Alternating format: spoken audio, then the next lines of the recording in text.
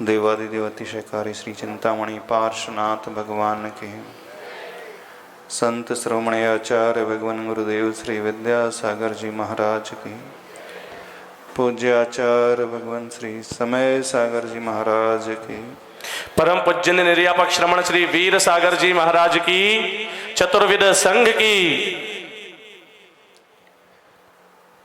आज का दिन बहुत विशेष दिन है।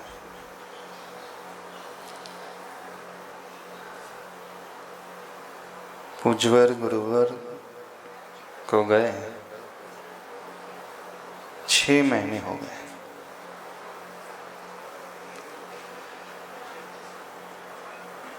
गुरुवर की याद आते ही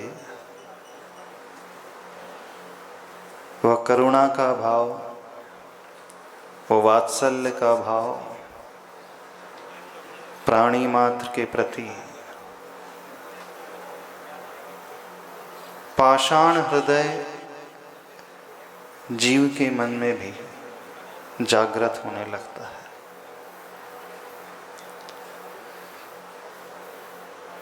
कुछ पर्व विशेष होते हैं जो हृदय को भिगोने वाले पर्व माने जाते हैं, लेकिन वही व्यक्ति भीग सकता है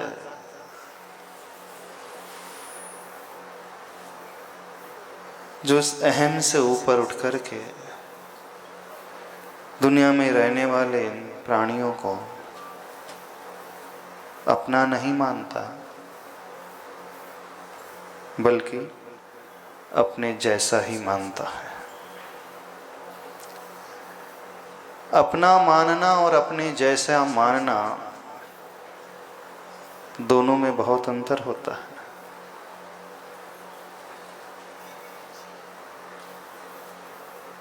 आपकी लाइफ में बहुत सारे ऐसे व्यक्ति होंगे जिन्हें आप अपना कहते होंगे। परिवार में कुछ लोग रहते हैं, आप परिवार के अन्य सदस्यों को अपना कहने लगते हो। कहते हो कि नहीं, ये हमारे अपने हैं, अपने वाले हैं।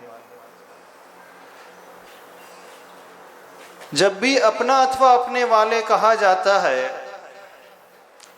वहां भेद होता है। लेकिन स्वयं जैसे हम हैं वैसा ही वह हमें नजर आने लगे तो वहां भेद समाप्त हो जाता है। और यही ऐसी भावना है जो वात्सल्य को पैदा करने वाली भावना मानी जाती है। आप सभी लोग जानते हैं, समझते हैं, सुनते भी हैं कि वात्सल्य अंग अपने भीतर रखना चाहिए, लेकिन जानते हुए भी वात्सल्य का भाव पैदा नहीं हो पाता। होता है? नहीं होता। आज गुरुदेव का वो हाइकू याद आ रहा है, भले दूर हो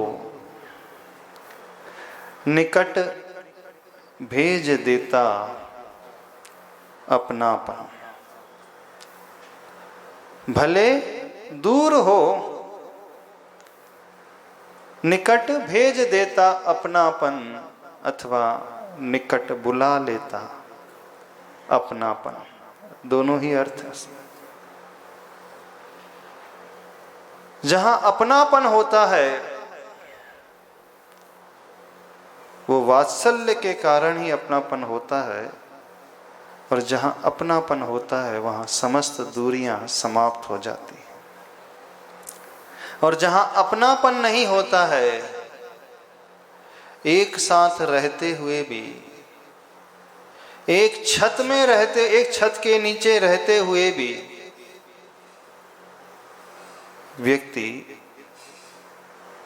एक दूसरे को स्वीकारते नहीं हैं। और जहां अपनापन होता है, हजारों किलोमीटर दूर रहते हुए भी वो अपना हो जाता है। आज का दिन बड़ा विशेष इसलिए भी है क्योंकि आप दूसरी दृष्टि से उसे याद करते हैं। एक सूत्र को बांधने की दृष्टि अपने भीतर सिर्फ लेकर के आ जाते हैं, उससे अधिक कुछ नहीं करते। जिसके हृदय में वो करुणा का भाव बहता है, वो प्रेम और मैत्री का भाव बहता है, वही व्यक्ति वात्सल्यमयी हो सकता है। आज संवेदनाएं से रहित, संवेदना शून्य प्राय हर व्यक्ति नजर आता है। हर एक के पास बहुत कुछ है, लेकिन अन्य के लिए आपके पास कुछ भी नहीं है। पहले बहुत कम होता था, लेकिन अन्न के लिए बहुत कुछ होता था। अब वर्तमान में बहुत कुछ है, अन्न के लिए कुछ भी नहीं। न वो प्रेम का भाव, न आत्मीयता का भाव, न अपनेपन का भाव, और न ही वह सुविधा जो व्यक्ति जुटाता है किसी से शेयर ही नहीं करता। गुरुदेव को आप लोग अपना मानते हो कि नहीं मानते? अच्छा, विष्णु कुमार मुनिराज को अपना मानते हो? क्यों नहीं भी अपना नहीं मानते? हमारा जी कथा पढ़ लेते हैं रक्षाबंधन के दिन,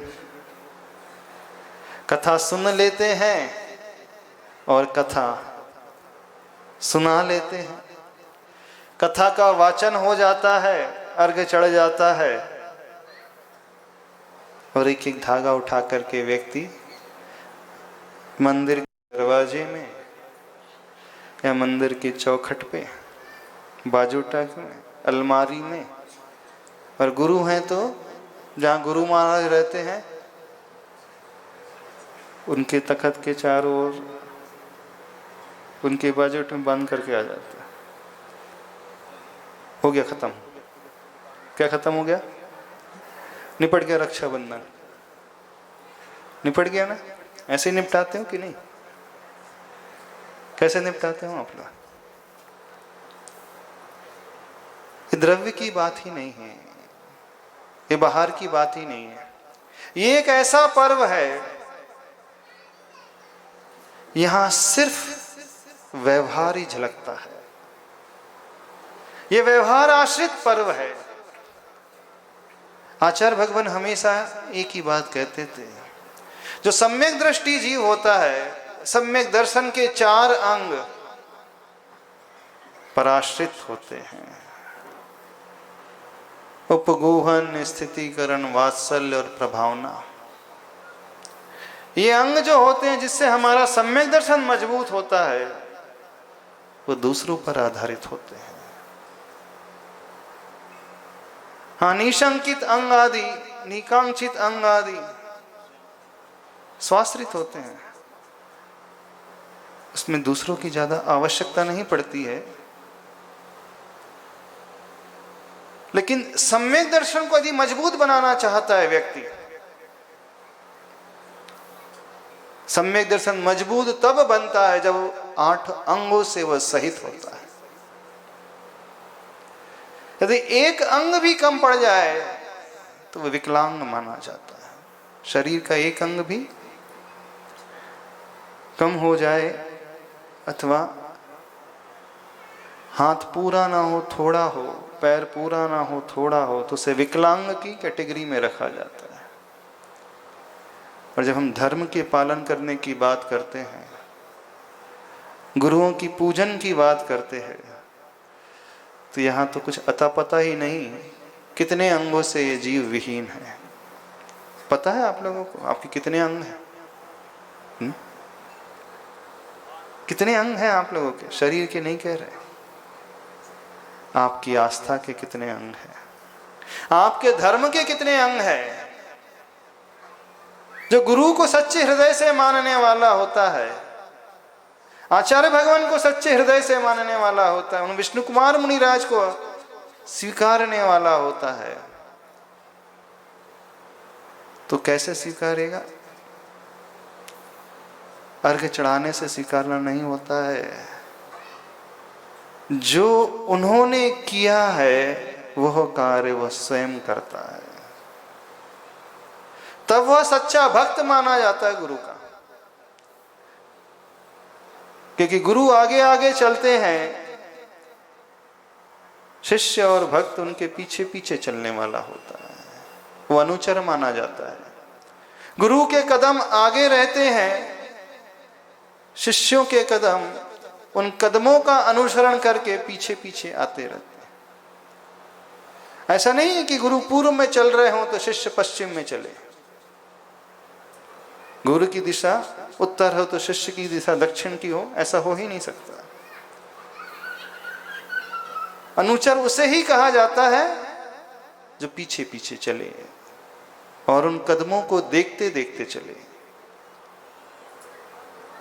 और जो अपने मन के अनुसार चलता है वह अनुचर नहीं माना जाता, वो तो कुछ और ही होता है।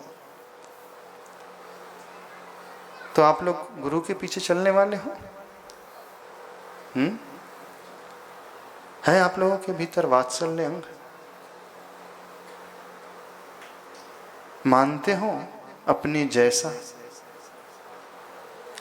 क्योंकि वात्सल्य पैदा ही तब होता है जब हम दूसरों में जो हम हैं वह देखते हैं। एक मां को पुत्र से वात्सल्य क्यों पैदा हो? यदि ये कारण समझ लो तो बात आसानी से समझ में आ जाएगी। इतनी सारी मां बैठी है, अपने संतान को आप क्यों चाहते हो? उस संतान के लिए क्या क्या करने को तैयार हो जाते हो? कुछ भी। 2 ही रोटी है और उससे भूख लगी है तो क्या करोगे? पहले स्वयं खाओगे? नहीं ना। आपने 1 रोटी दे दी फिर भी वो भूखा, कह रहा है कि मेरी भूख शांत नहीं हुई है,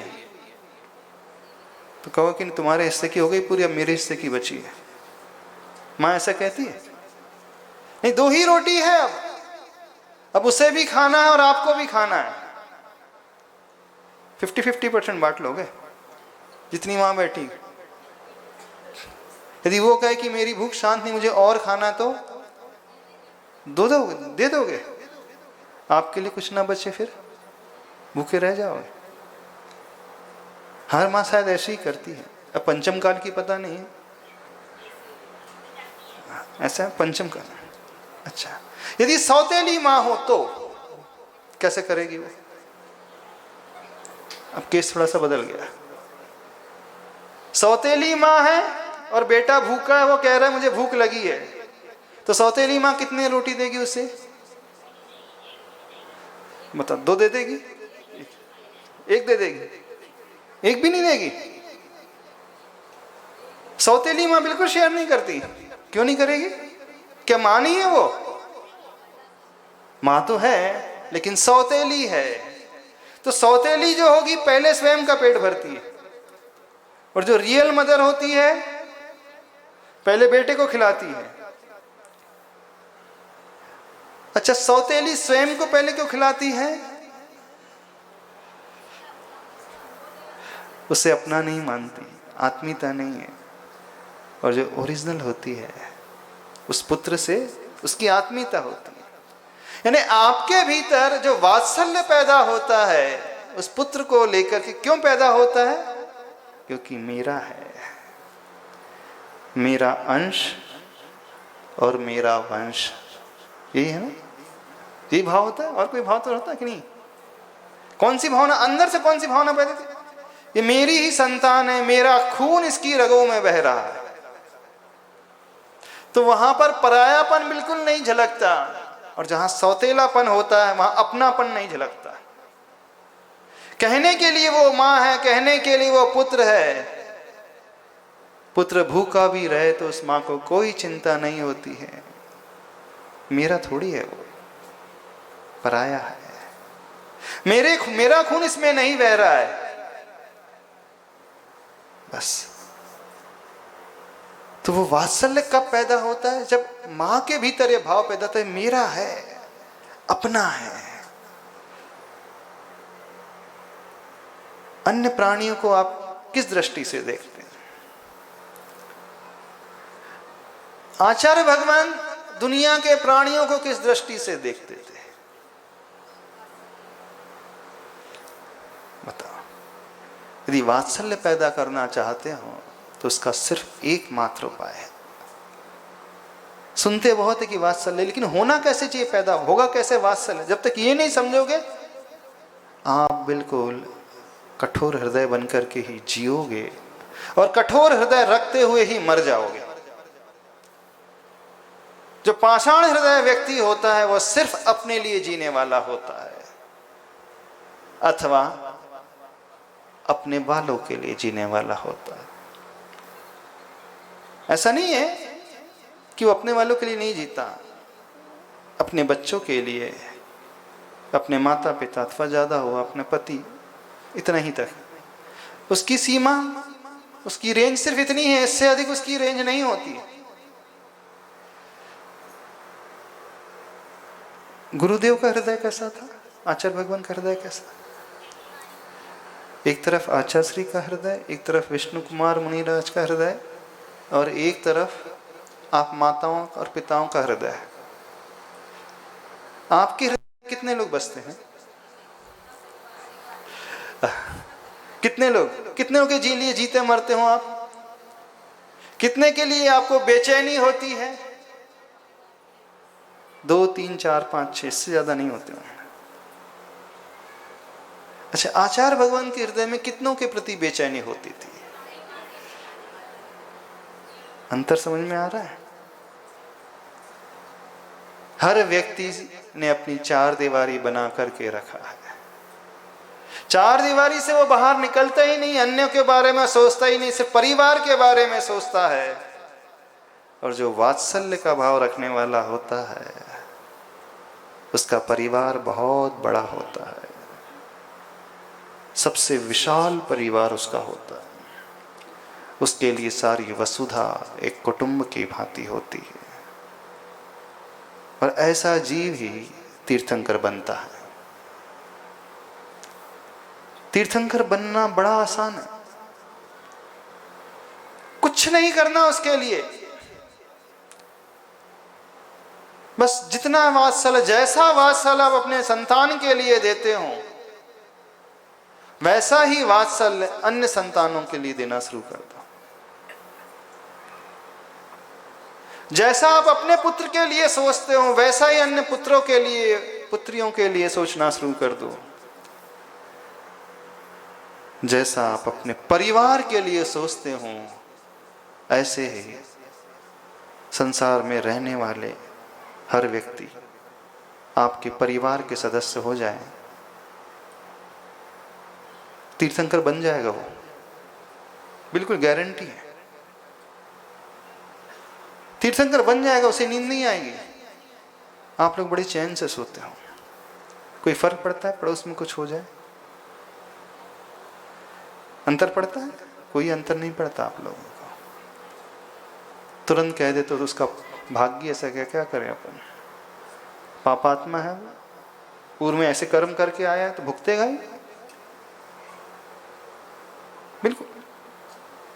लेकिन जो हृदय में संवेदना रखने वाला होता है उसे सिर्फ अपनेपन के अलावा कुछ नजर नहीं आता।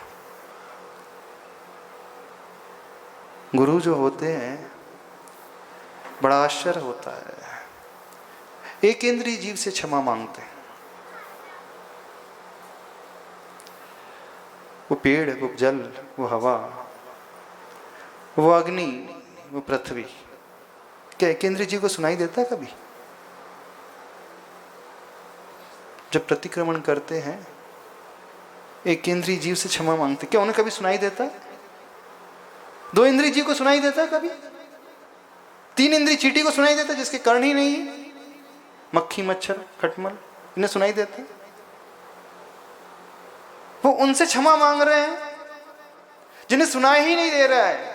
ठीक है, मान लो सुनाई ना भी दे, जिनके इर्द गिर्द हैं, जिस कमरे में, जिस संत निवास में वो रह रहे हैं, जहां उनका विचरण हो रहा है, जिस एरिया में, जिस रोड में वो प्रतिदिन चलते हैं, सवेरे से शाम तक विहार कर रहे हैं, चर्या के लिए जाते हैं, हो सकता है उन जीवों को घात पहुंच गया हो,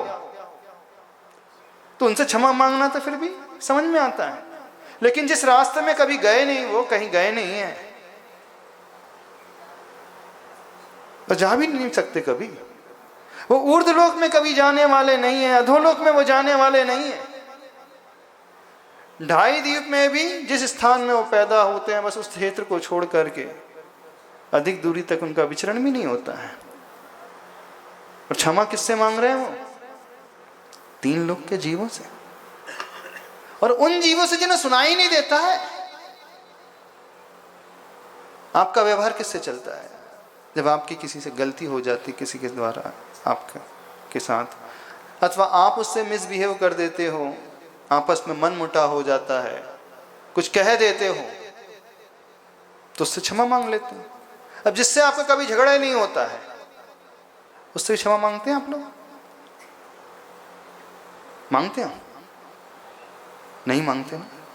आप क्षमा किससे मांगते हो? जिनसे आपका व्यवहार होता है, लेन देन होता है, आपके समाज के सदस्य हैं, परिवार के सदस्य हैं, रिश्तेदार हैं आदि, जिनसे आप कभी कभी मिलते हो, व्यापार आदि में हो, लेन देन हो रहा हो, जिनके पास आना जाना हो, आपकी समाज के नहीं अथवा आपके मोहल्ले के, आपकी सोसाइटी के आपके इर्द गिर्द रहने वाले हैं, उनसे ही आपका हाय हेलो होता है, तो उनसे आप क्षमा आदि मांग लेते हो। लेकिन कभी अन्य देश में रहने वाले लोगों से आप क्षमा मांगते हो? बताइए, जितने आप लोग बैठे हैं, आप नहीं मांगते। क्यों नहीं मांगते? उनसे कुछ किया ही नहीं। अब जो आचार्य भगवान होते हैं, गुरु होते हैं, वो उन जीवों से क्षमा मांग रहे हैं जिन्हें कभी देखा नहीं और देख भी नहीं सकते, जिनसे कभी मिलना हुआ नहीं और मिल भी नहीं सकते, और तो और जो सुन नहीं सकते, उनसे भी क्षमा। क्यों? आखिर समझने की कोशिश करें, क्यों आखिर ऐसा? वे सुन रहे हैं अथवा नहीं सुन रहे हैं, ये इररिलेवेंट है। वे हमारी बात का रिस्पॉन्ड करते हैं अथवा नहीं, उससे कोई फर्क नहीं पड़ता। क्षमा अपने लिए मांगी जाती है। यदि किसी के प्रति वह अपनेपन का भाव पैदा किया जा रहा है, वात्सल्य का भाव पैदा किया जा रहा है, उनसे कुछ लेना देना नहीं होता है, लेना देना स्वयं से होता है। और वो तभी हो सकता है जब वो उसे आत्मीय मानते हैं। आप सीधे तर्क देते हो, हमने उनसे कुछ लिया ही नहीं, दिया ही नहीं, कभी व्यवहार किया ही नहीं, हमारा कभी झगड़ा हुआ ही नहीं, तो फिर क्या मांगने की आवश्यकता है क्षमा? लेकिन जो करुणा को भरने वाले होते हैं, करुणा से भरे हुए होते हैं, उनके लिए सृष्टि का हर प्राणी, हर एक जीव अपना प्रतीत होता है, तभी वह झुकता है व्यक्ति। नहीं भी उनकी हिंसा की है, न ही उनका दिल दुखाया, फिर भी क्षमा। हो सकता है कुछ हो गया, उसे ठेस पहुंच गई, उसे पीड़ा पहुंच गई, हम उसे दुखी नहीं कर सकते। बिल्कुल अपनापन उनके प्रति, इसलिए वो क्षमा का भाव, और फिर उन्हीं के उद्धार के बारे में वो चिंतन करते हैं। आचार्य भगवान ने किन किन के जीवों का उद्धार किया? वो मूक पशु, जिनको कभी देखा नहीं, गौशाला में रहने वाले, वे गरीब आदिवासी जो कभी मिलते नहीं, जो ऐसे तबके के लोग जिन्हें वे जानते तक नहीं, उनके भूख की चिंता की।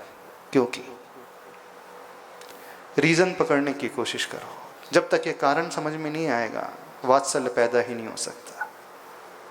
वात्सल्य पैदा होना चाहिए, हर कोई जानता है, लेकिन होगा कैसे पैदा, पहले इस कारण को पकड़ो। जो सच्चे हृदय से उन्हें गुरु मानता है वो उस कारण को पकड़ेगा। सबसे कहना है, दुनिया का हर प्राणी हमारा हो जाए, आपका ही वो वंश का हो जाए, आपके ही वो परिवार का हो जाए, आपका ही वो अंश हो जाए, आपके ही हृदय का टुकड़ा हो जाएगा जिस दिन, फिर उस माँ की भांति आपसे कभी नहीं कहना पड़ेगा कि पहले बेटे को खिला लो। कभी नहीं कहना पड़ेगा। उस माँ को कोई आकर के कहता नहीं है बेटे को भोजन पहले कराओ। कहता कोई? पड़ोसी आकर के कहता है कि नहीं बेटा भूखा है, उसे पहले खिलाना। कोई नहीं कहता ना। अपने आप ही हृदय से वो भावना पैदा हो जाती है। तो वो भाव कब पैदा होगा? जब संसार का हर जीव दृष्टि में अपना प्रतीत होगा। और जैसे ही अपना प्रतीत हुआ, उसके प्रति हम कठोर कभी हो भी नहीं सकते। आप अपने बच्चे को मारते हो कभी? हाँ, सिखलाने के लिए मारते डांटते होंगे, शिक्षा देने के लिए, उसके उद्धार के लिए, उसका जीवन, उसका भविष्य अच्छा बने इसलिए डांटते होंगे। लेकिन पड़ोसी के बच्चे को कुछ नहीं करते, वो मस्ती भी करते रहते तो आपको कोई फर्क नहीं पड़ता। क्यों? पड़ोसी का जो है ना, मेरी जिम्मेदारी थोड़ी है, वो संभालेगी। उसकी जिम्मेदारी, उसने पैदा किया तो वो संभाले। यही भाव होता है ना। जब कोई दुखी जीव आपको दिखता है तो आपके मन में क्या भाव आता है? कोई गरीब आपको दिखता है, कोई भूखा आपको दिखता है, कोई बीमार आपको दिखता है, कोई अनाथ आपको दिखता है, कोई बिलबिलाता हुआ जीव आपको दिखता है, जो गर्मी में मर रहा है, ठंड में मर रहा है, वो दिखता है। और जो नहीं दिखते हैं लेकिन हैं वे जीव, जिनके बारे में आपको ज्ञान ही नहीं है, फिर भी वो पैदा हो रहे हैं, मर रहे हैं, उनके बारे में आपका क्या भाव पैदा होता है? अधिकांश लोग न्यूट्रल रहते, उनके हृदय में कोई भाव ही नहीं पैदा होता। मैक्सिमम लोग इस संसार में ऐसे, उन्हें कोई फर्क नहीं पड़ता। नहीं पड़ता ना, कोई अंतर नहीं पड़ता, कुछ भी होते रहे कहीं भी। और यदि हमें कोई अंतर नहीं पड़ रहा है तो मान करके चलना वात्सल्य का भाव है ही नहीं। और वो वात्सल्य नहीं है तो सम्यक दर्शन में भी प्रश्न चिन्ह लग जाएगा। वात्सल्य नहीं है तो आप सच्चे हृदय से आचार्य भगवान को भी नहीं मान रहे हो। आप सच्चे हृदय से उन विष्णु कुमार मुनि महाराज को भी नहीं मान रहे हो। आप सिर्फ फॉर्मेलिटी करके रह जाते हो। औपचारिकता निभाने का कोई उद्देश्य नहीं होता। वात्सल्य का पर्व है। उन वात्सल्य की मूर्ति को, गुरुदेव को देख करके सिर्फ एक चीज सीखना, और ज्यादा नहीं कह रहे हैं। उन्होंने अपने हृदय में वो वात्सल्य का भाव कैसे पैदा किया, बस इस चीज को सीख लेना। तो आपको भी गुरु बनने में ज्यादा देर नहीं लगेगी, आपको भी आचार्य भगवान बनने में ज्यादा देर नहीं लगेगी, और तो और आपको भी तीर्थंकर बनने में अधिक वक्त नहीं लगने वाला। और सच्चा भक्त वो कहलाता है। समझ रहे हो कि नहीं समझ रहे हो? मेंटलिटी समझने की कोशिश करो। यदि ये परिवर्तन भीतर आ गया, फिर कोई उपदेश देने की भी आवश्यकता नहीं। जैसे उस माँ को कभी सिखाने की आवश्यकता नहीं पड़ती है। कोई नहीं सिखाता उस माँ को, पढ़ी लिखी ना भी हो तो भी नहीं सिखाने की आवश्यकता पड़ती है। क्या अनपढ़ माँ जो होती है, जो कभी स्कूल नहीं गई है, जिसने कोई पुस्तक नहीं देखी है, जिसने कोई प्रवचन नहीं सुने हैं, उसे तो सिखाने की आवश्यकता पड़ती है कि नहीं पड़ती? बताइए, पड़ती है? नहीं, जो कभी स्कूल नहीं गई, कॉलेज नहीं गई है, किसी से कुछ सुना ही नहीं है, नहीं, उसे भी आवश्यकता नहीं पड़ती है।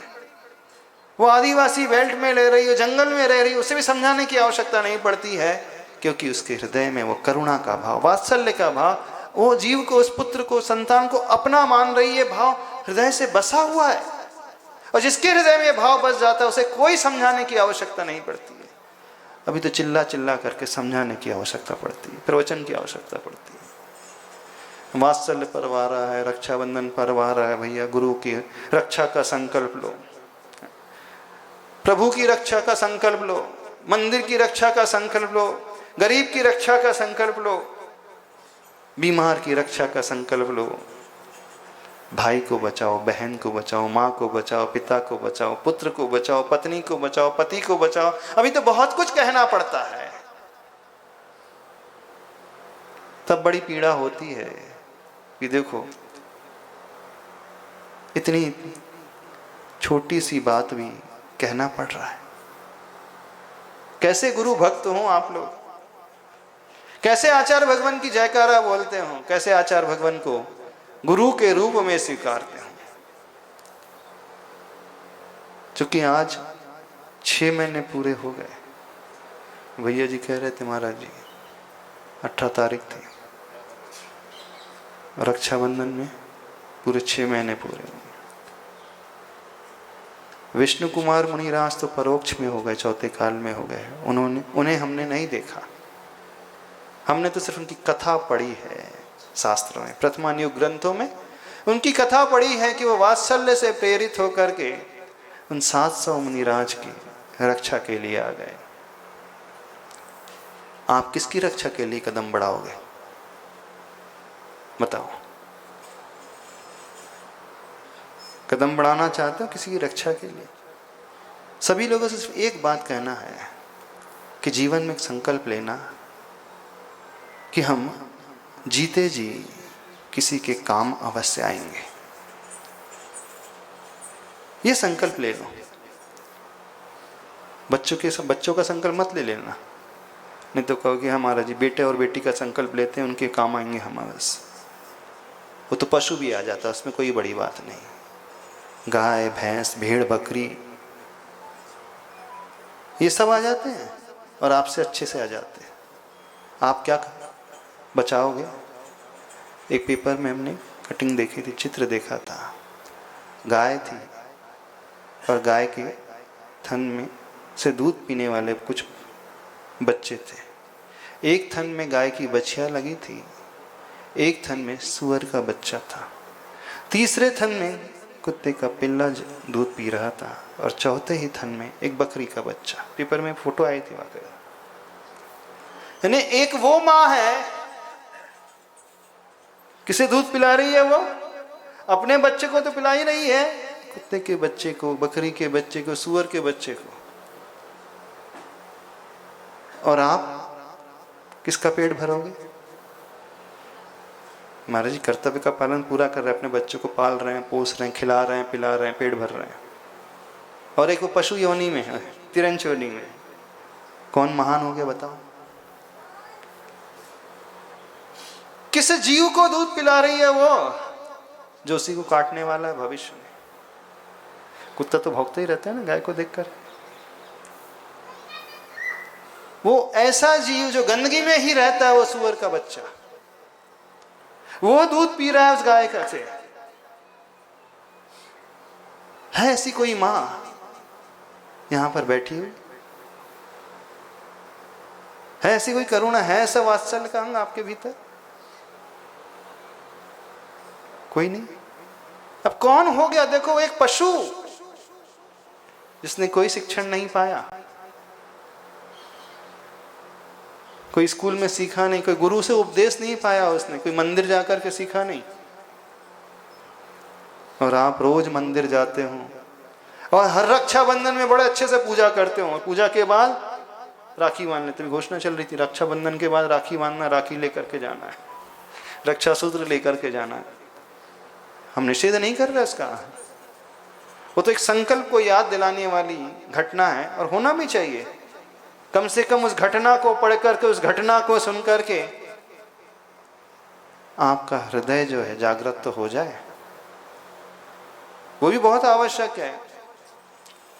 लेकिन कितनी संकीर्ण वात्सल्य की डेफिनेशन सबके हृदय में बसी हुई है। सीखना है तो उस पशु उस गाय से सीख लो, सीख सकते हो उस गाय से। उसके हृदय में कोई भेदभाव नहीं है, बस उसे तो यह पता है कि वो भूखे बच्चे हैं, वो माँ है, उसे ये पता है। उसके भीतर क्षमता है भूख शांत करने की, उसने कर लिया। कई यहाँ पर इतने होंगे, ऐसे होंगे जिनके पास क्षमता होगी कि नहीं? आप किसी एक परिवार को गोद ले सकते हो।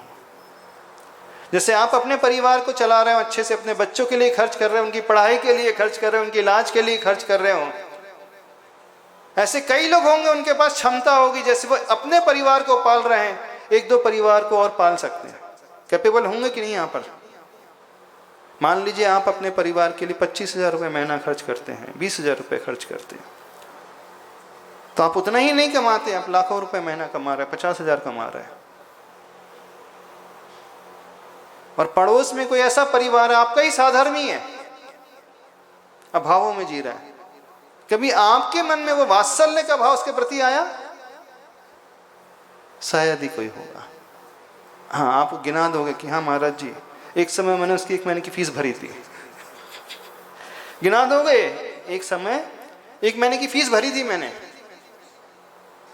लेकिन गाय ने ये नहीं सोचा कि मेरे बछड़े को कम पड़ जाएगा दूध।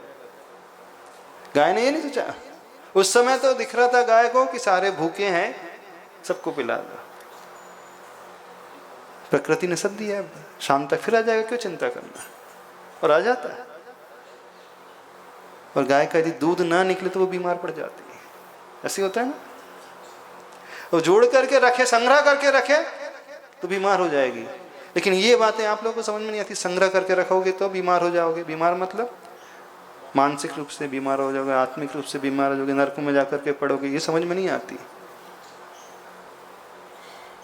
कुछ समझ में आ रहा है? नहीं समझ में आ रहा? क्या समझ में आ रहा है? वात्सल पर कैसे मनाओगे? महाराज जी वो एक राखी लेकर के जाएंगे हम और बांध लेंगे। हाँ, रक्षाबंधन सूत्र तो लेकर के जाना है। सिर्फ बहन ही भाई को ना माने, बांधे। गुरु के पिछी अथवा बाजोटा में ना अकेले बांधे, मंदिर के दरवाजे में अकेले ना बांधे। जो जो जरूरतमंद है उसकी कलाई में बांध दे।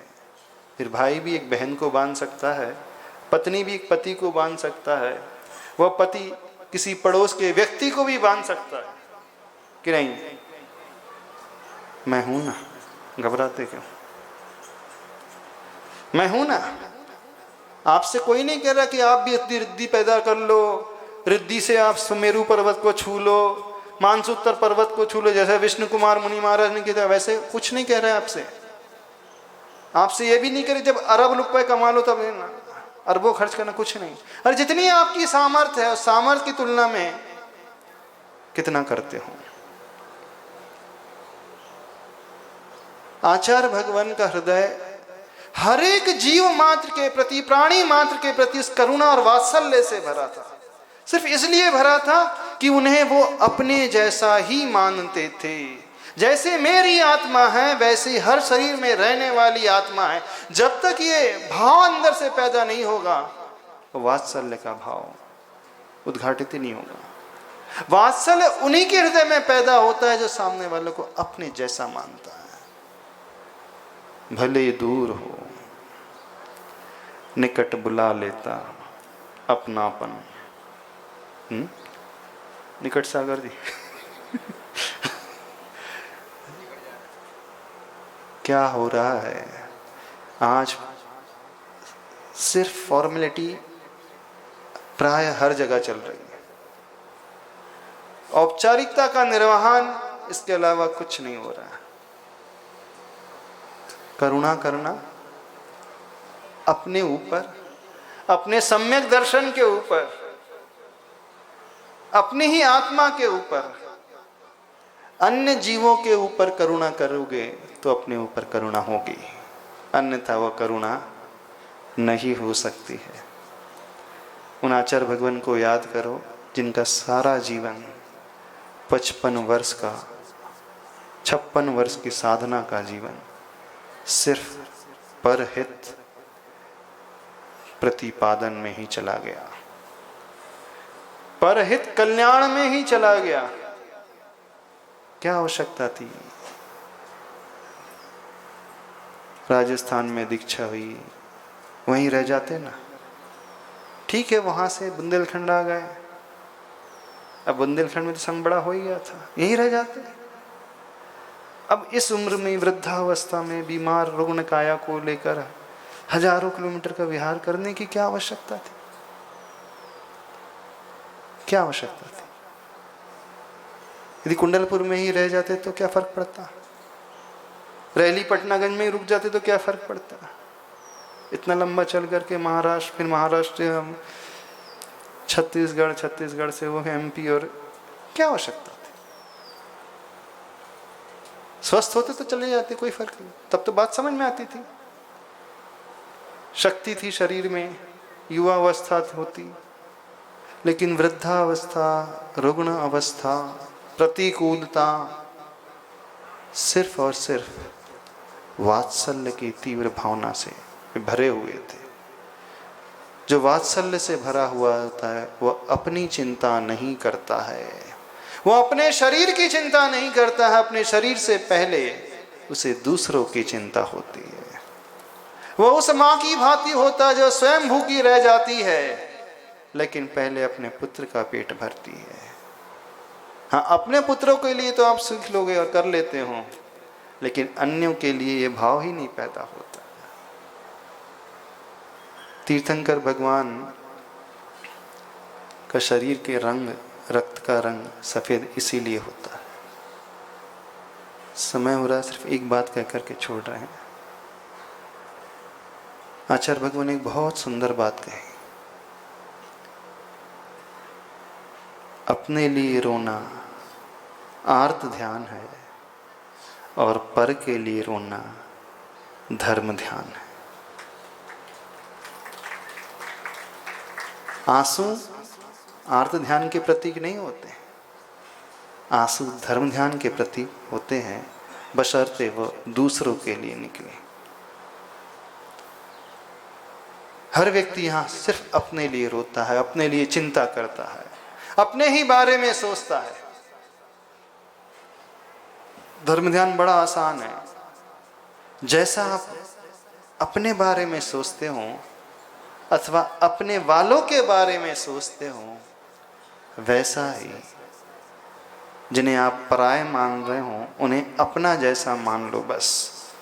तो धर्म ध्यान स्वतः ही शुरू हो जाएगा, और उस धर्म ध्यान के प्रारंभ होते ही वो वात्सल्य का अंग और सम्यक दर्शन पुष्ट होता चला जाएगा। तब ये रक्षाबंधन पर्व सार्थक सिद्ध हो जाएगा। तो इस रक्षाबंधन पर्व में जैसे हम विष्णु कुमार मुनिराज की पूजा करते हो, 700 मुनियों का जिन्होंने उपसर्ग दूर किया था, क्यों किया था?